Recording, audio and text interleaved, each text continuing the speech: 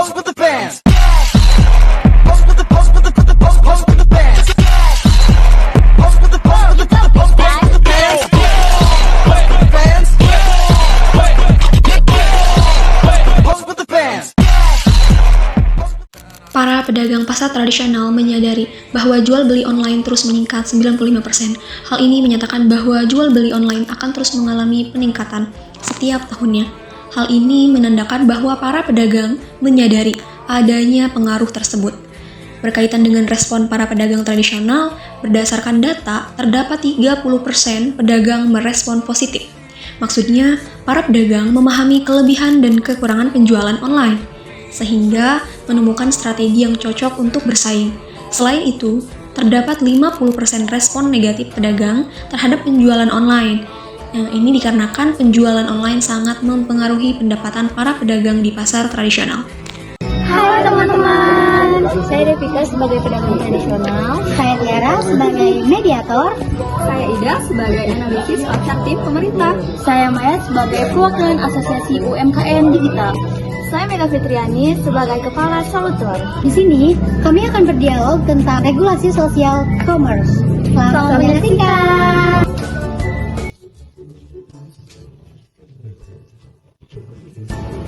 Selamat pagi semuanya. Mari kita breakdown masalah ini. Intinya adalah konflik antara inovasi super cepat dan perlindungan ekonomi rakyat.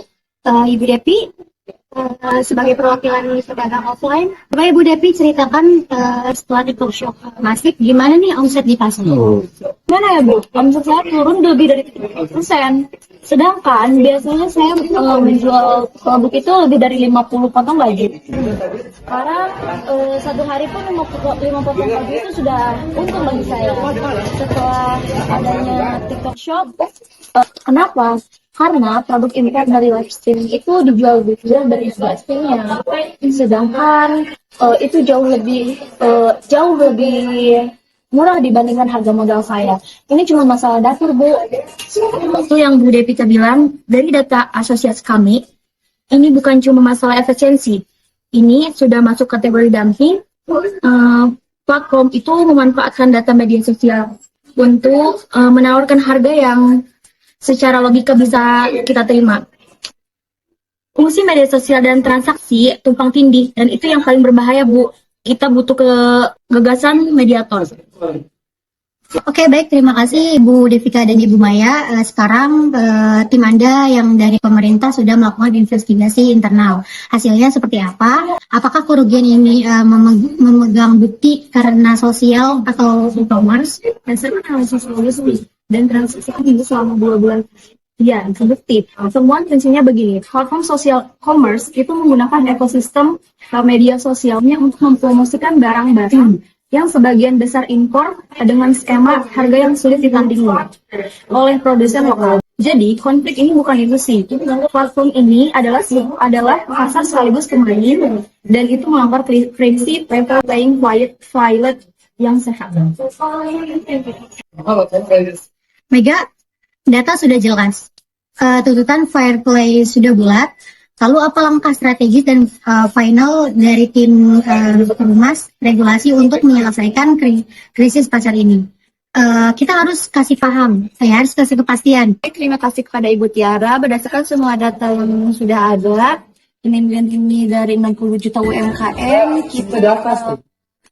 putusan finansialnya sudah diambil. Kami akan dan demi melindungi dari banyaknya 60 juta UMKM kita, keputusan finansialnya sudah diambil, Bu. Kami akan terbitkan pemegang baru, yaitu intinya kita harus tegas.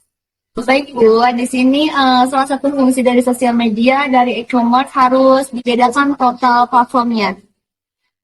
Dari platform sosial dilarang memfasilitasi transaksi secara berlangsung.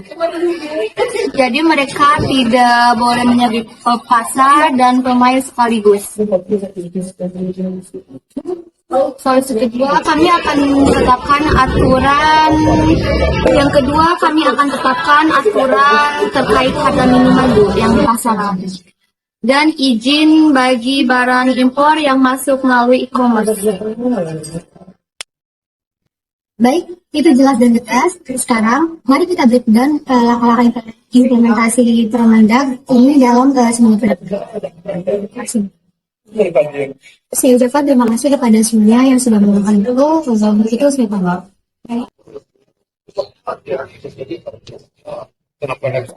Kesimpulannya, berdasarkan dari data tuntutan fair play yang sudah jelas, Megan sebagai kepala Solver mengumumkan keputusan strategis dan final, yaitu penerbitan Permendag baru demi melindungi lebih dari 60 juta UMKM. Keputusan final ini memiliki dua inti ketegasan. Yang pertama, fungsi sosial media dan e-commerce harus dibedakan total. Melarang platform sosial memfasilitasi transaksi secara langsung agar tidak menjadi pasar dan pemain sekaligus. Yang kedua, pemerintah akan menetapkan aturan ketat terkait harga minimum dan izin bagi barang impor yang masuk melalui e-commerce. Oleh karena itu, kesimpulan dari kasus ini adalah bahwa Permendag adalah langkah strategis pemerintah untuk mengakhiri praktik curang yang memastikan level playing field yang sehat dan melindungi ekonomi rakyat. Terima kasih.